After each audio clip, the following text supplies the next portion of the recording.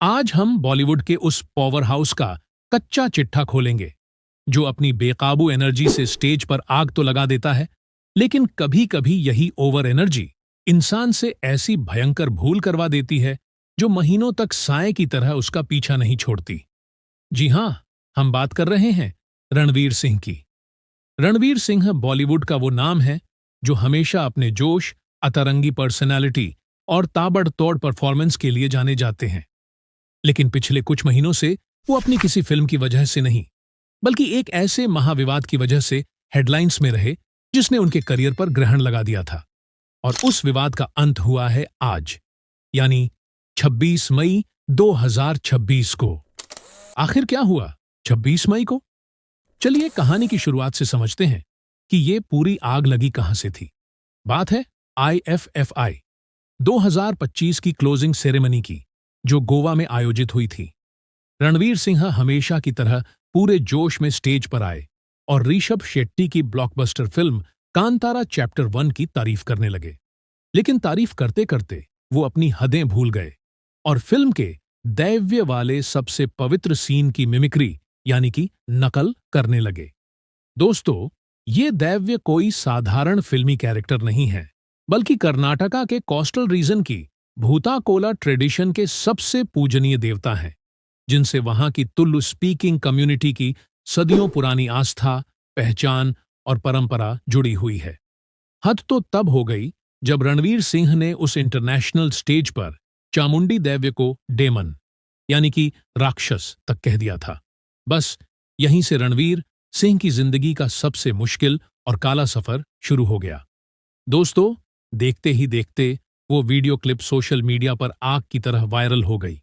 बाद में एक और बड़ा खुलासा हुआ कि खुद ऋषभ शेट्टी ने रणवीर सिंह को बैकस्टेज पहले ही चेतावनी दी थी और इस पवित्र परंपरा की नकल करने से साफ मना किया था। लेकिन रणवीर सिंह की ओवर एनर्जी और घमंड के आगे वो चेतावनी धरी की धरी रह गई। इस घोर अपमान के बाद बेंगलुरु के एडवोकेट पारसनाथ मैथिल ने रणवीर सिंह के खिलाफ भारतीय न्याय संहिता BNS की धाराओं 299, 302 और 196 के तहत पुलिस में एक गंभीर शिकायत दर्ज करवा दी। इसमें साफ आरोप था कि रणवीर ने करोड़ों लोगों की धार्मिक भावनाओं को सरेआम ठेस पहुंचाई है। जब मामला गंभीर हुआ तो रणवीर सिंह ने हमेशा की तरह इंस्टाग्राम पर एक सॉरी वाली स्टोरी डाल दी। उन्होंने लिखा कि उनका इरादा सिर्फ ऋषभ शेट्टी की तारीफ करना था, लेकिन शिकायतकर्ता और जनता ने इस माफी को सिरे से खारिज कर दिया, क्योंकि उनका मानना था कि करोड़ों लोगों की आस्था का मजाक उड़ाकर सिर्फ एक 24 घंटे वाली इंस्टाग्राम स्टोरी लगा देना कोई सच्ची माफी नहीं है, ये सिर्फ एक छलावा है। इसके बाद ये कानूनी जंग कर्नाटका हाईकोर्ट पहुंच गई। मामला कोर्ट में अटकने के बाद अप्रैल 2026 में रणवीर सिंह के सीनियर एडवोकेट साजन पोवैया ने कोर्ट के सामने एक लिखित एफिडेविट पेश किया, जिसमें रणवीर ने बिना किसी शर्त के अनकंडीशनल माफी मांगी और खुद मैसूरू के चामुंडेश्वरी टेम्पल जाकर पर्सनली माता के चरणों में माथा टेकने का वादा किया। रणवीर ने अपनी दलील में कहा कि वो मुंबई के एक सिंधी परिवार में पले बड़े हैं, इसलिए उन्हें कर्नाटका की इस प्राचीन और संवेदनशील कम्युनिटी की मान्यताओं का जरा भी अंदाजा नहीं था। Especially when the female ghosts gets inside your body, that performance, that one shot. Did you see Kantara, sir? You saw it? What shot that he gave? That one.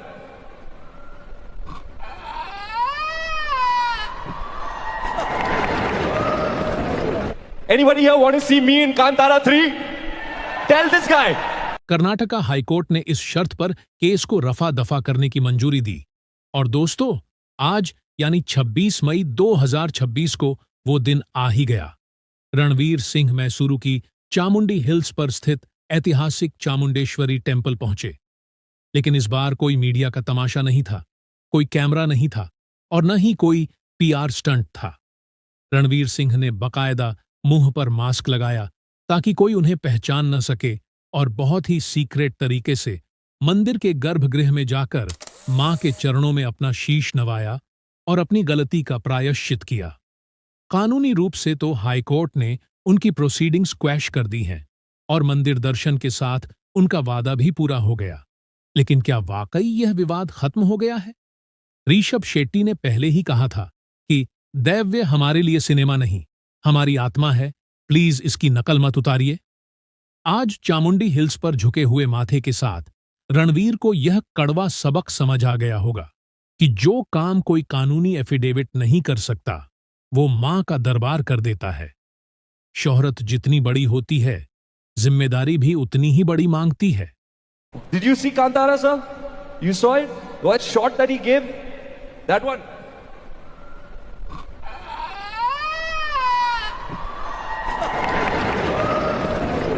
Anybody here want to see me in Kantara 3?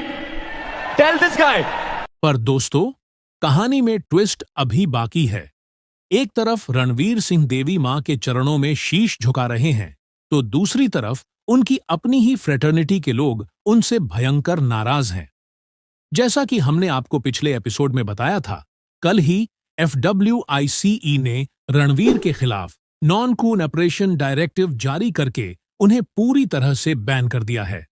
Director Farhan Akhtar का दावा है कि रणवीर ने don 3 को shooting से सिर्फ 10 दिन पहले लात मारी, जिससे उनका 45 करोड़ का भारी नुकसान हुआ है। जब फेडरेशन ने रणवीर को 3 बार बुलावा भेजा, तो रणवीर ने साफ कह दिया, मैं इस बॉडी को नहीं मानता, औकात है तो सीधे कोर्ट जाओ। इसी अहंकार की वजह से आज उन पर बैन लग चुका है। दिलचस्प बात देखिए, एक तरफ दिसंबर 2025 में उनकी फिल्म धुरंधर पार्ट 1 आई, जो ब्लॉकबस्टर रही। फिर मार्च 2026 में धुरंधर पार्ट 2 आई, जिसने बॉक्स ऑफिस के सारे रिकॉर्ड तोड़ दिए। इसी धुरंधर की सफलता के नशे में रणवीर सिंह ने डॉन 3 के मेकर्स को ऐन वक्त पर धोखा दे दिया। और जब हम रणवीर का जिक्र करते हैं, तो उनकी पत्नी दीपिका पादुकोण का नाम कैसे भूल सकते हैं? दोस्तों, इंडस्ट्री के गलियारों में अब इस कपल की इमेज को लेकर बहुत बड़े सवाल उठ रहे हैं।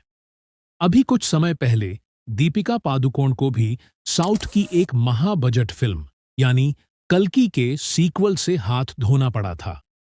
खबर आई थी कि दीपिका ने फिल्म मेकर के सामने शर्त रखी थी कि वो दिन में सिर्फ कुछ तय घंटे ही काम करेंगी, जिसे मेकर्स ने मानने से साफ इनकार कर दिया। और नतीजा ये हुआ कि दीपिका को उस मेगा प्रोजेक्ट से बाहर का रास्ता दिखा दिया गया। अब पूरा मामला ये है कि क्या रणवीर सिंह और दीपिका पादुकोण की इमेज पूरी फिल्म इंडस्ट्री में ऐसी बनती जा रही है कि ये लोग अपने मनमाने ढंग से अपनी सनक पर काम करते हैं? जब आपकी अपनी ही फ्रेटर्निटी के लोग, प्रोड्यूसर्स और एसोसिएशंस ये कहने लगें कि आप इंडस्ट्री के नियमों को नहीं मानते और सिर्फ अपनी शर्तों पर हुकूमत चलाना चाहते हैं, तो आपकी क्रेडिबिलिटी और साख पर एक बहुत बड़ा परमानेंट दाग लग जाता है। कुछ फैंस दलील दे रहे हैं कि चूंकि रणवीर की धुरंधर हिट हो गई, इसलिए डॉन 3 वाले जानबूझकर विवाद खड़ा कर रहे हैं। लेकिन हम आपको साफ कर दें कि आज से पहले भी कई हीरोज ने फिल्में छोड़ी हैं और कईयों को निकाला भी गया है, पर वहां आपसी एग्रीमेंट हो जाता था। यहां तो रणवीर ने सीधे टकराव का रास्ता चुन लिया है। अब गेंद पूरी तरह से रणवीर सिंह के पाले में है। अगर उन्हें आगे फिल्में नहीं मिलती हैं या डायरेक्टर्स उन्हें अवॉइड करना शुरू कर देते हैं, तो सबसे पहला और सबसे बड़ा नुकसान सिर्फ और सिर्फ रणवीर सिंह का ही होगा। उन्हें सोचना होगा कि कैमरे के सामने हाथ जोड़ना और कैमरे के पीछे अपनी ही इंडस्ट्री की बॉडी को लात मारना, ये दोहरी नीति कब तक चलेगी? स्टारडम आज है, कल नहीं रहेगा, लेकिन क्रेडिबिलिटी उम्र भर साथ निभाती है। अब आप ही हमें नीचे कमेंट में लिखकर बताइए कि देवी मां के दरबार में झुका हुआ सिर क्या रणवीर सिंह के व्यवहार में कोई सुधार लाएगा? क्या वो समझ पाएंगे कि वो कभी-कभी जरूरत से ज्यादा ओवर हो जाते हैं? आज के हमारे 3 सबसे तीखे सवाल, जिनका जवाब आपको नीचे कमेंट में देना है। क्या आपको लगता है कि धुरंधर की महासफलता के बाद रणवीर सिंह के सिर पर कामयाबी का घमंड चढ़ गया है, जिसकी वजह से वो डॉन 3 और पेपराजी विवाद में फंसे हैं? क्या दीपिका पादुकोण का कल्कि के सीक्वल से हटना और रणवीर का डॉन 3 छोड़ना यह साबित करता है कि ये कपल अब मनमाने ढंग से काम कर रहा है? क्या मां चामुंडेश्वरी के मंदिर में जाकर सीक्रेट तरीके से माफी मांगना रणवीर का सच्चा पश्चाताप था, या सिर्फ कोर्ट के डर से किया गया एक लीगल स्टंट? अपनी बेबाक राय नीचे कमेंट बॉक्स में लिखकर आग लगा दीजिए।